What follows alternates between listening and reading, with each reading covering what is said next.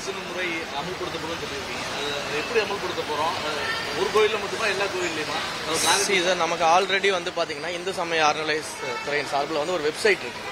அந்த வெப்சைட்ல ஏற்கனவே வந்து இந்த மாதிரியான ஆன்லைன் தரிசனத்திற்கான அந்த டோக்கன் புக் பண்றதுக்கான ஒரு வசதி இருக்கு. பட் ஆனா அந்த வசதி வந்து முழுமையா இருக்கான்னு கேட்டீங்கன்னா நிச்சயமா கிடையாது.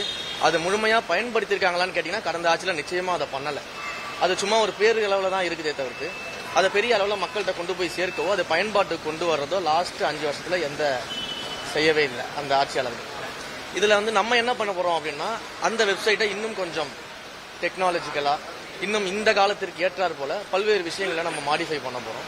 ஸோ என்ன அப்படின்னா ஏற்கனவே இருக்கக்கூடிய அந்த தரிசனத்திற்கான டோக்கன்கள் வழங்குவதோடு மட்டும் இல்லாம கோயில்களில் வந்து பாத்தீங்கன்னா 60 வயதிற்கு மேற்பட்ட சீனியர் சிட்டிசன்ஸ் வந்து தரிசனம் செய்வதற்கான டோக்கன்களையும் அந்த இணையதளத்தின் மூலமாக எடுப்பதற்கு, குறிப்பாக பிரெக்னன்சி லேடிஸ் இருக்காங்க இல்லையா, அவங்க கோவிலுக்கு வரும்போது அவங்களுக்கான தரிசன டோக்கன்களை வழங்குவதற்கு, 6 மாத கை குழந்தையோடு வரக்கூடிய குழந்தைகள் பேரண்ட்ஸை வந்து கோயிலுக்குள்ள கூட்டு போறதுக்கான அந்த டோக்கன்கள் வழங்குவதற்கு, அதே போல வந்து மாற்றுத்திறனாளி நண்பர்கள் வந்து கோயிலுக்கு வரணும்னா அவங்கள வந்து சேஃப் அண்ட் செக்யூர்டா ஈஸியா கூட்டிட்டு போறதுக்கான டோக்கன்ஸ் வழங்குறது, இந்த மாதிரி பல்வேறு விஷயங்களை வந்து அதுல நம்ம ஆட் பண்ண போறோம்.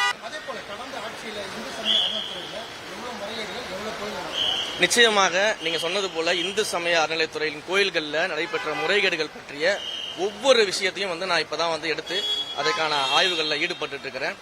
நிறைய இடங்கள்ல வந்து இந்து சமய அறநிலையத்துறையினுடைய திட்டங்களை கொண்டு வந்திருக்கக்கூடிய ஸ்கீம்ஸ், ப்ராஜெக்ட்ஸ், கன்ஸ்ட்ரக்ஷன்ஸ் நிறைய வந்து கமர்ஷியல் ஆக்கப்பட்டிருக்கு அப்படின்றத நான் வந்து உணர்றேன். அப்ப இதை யார் செஞ்சாங்க, எதற்காக செஞ்சாங்க, இதுல யாரெல்லாம் பயனடைஞ்சிருக்கிறாங்க, இத மாதிரியான பல்வேறு விஷயங்கள் ஒவ்வொரு விஷயங்கள்லயும் அன்னதானமாக இருக்கட்டும், இல்ல நிறைய கன்ஸ்ட்ரக்ஷன் ஒர்க்ஸ் பண்ணதாக இருக்கட்டும், இல்ல வந்து இந்த கோயில்கள்ல இருக்கக்கூடிய உண்டியல் காணிக்கைகளாக இருக்கட்டும், இல்ல தங்கங்களை உருக்கி அதை வந்து டெபாசிட் செய்ததாக இருக்கட்டும்னு பல்வேறு விஷயங்களை வந்து இப்பதான் ஆரம்பிச்சு ஒவ்வொன்றா பார்த்துக்கிட்டு இருக்கிறோம். இந்த ஆய்வின் அடிப்படையில இது எல்லாத்தையும் 360 டிகிரியில் ஆய்வு செய்து இதுல என்னென்ன தவறுகள் நடந்திருக்குன்றதையும் நம்ம வந்து பார்க்கறதுக்கான வேலைகளில் ஈடுபட்டு இருக்கோம். கொஞ்சம் டைம் ஆகும், அது எல்லாத்துக்குமே உங்களுக்கே தெரியும். ஸோ இது எல்லாத்தையும் பார்த்துட்டு உண்மையிலேயே இது என்ன நடந்திருந்தாலும் அதை பொதுமக்கள்கிட்ட வெட்ட வெளிச்சமாக வெளிப்படையாக சொல்வதற்கும் சொல்றேன். இதை முடிச்சிடுறேன்.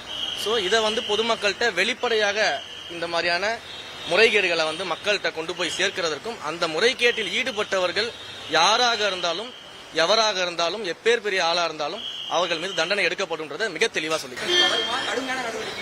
கண்டிப்பாக சர்ப்ரைஸ் இன்ஸ்பெக்ஷன் தொடரும். எல்லா கோயில்கள்லயும் ஆய்வு பண்ணுவேன். எந்த கோயில்ல யாரு தவறு செஞ்சிருந்தாலும் எந்த மத பாகுபாடும் பார்க்க மாட்டோம், சாதிய பாகுபாடும் பார்க்க மாட்டோம், பண பாகுபாடு பார்க்க மாட்டோம், பாலின பாகுபாடு பார்க்க மாட்டோம். யாரு தவறு செஞ்சிருந்தாலும் எப்பேற்பட்ட முக்கிய புள்ளிகள் தவறு செஞ்சிருந்தாலும் அதற்கான நடவடிக்கை எடுப்போம்.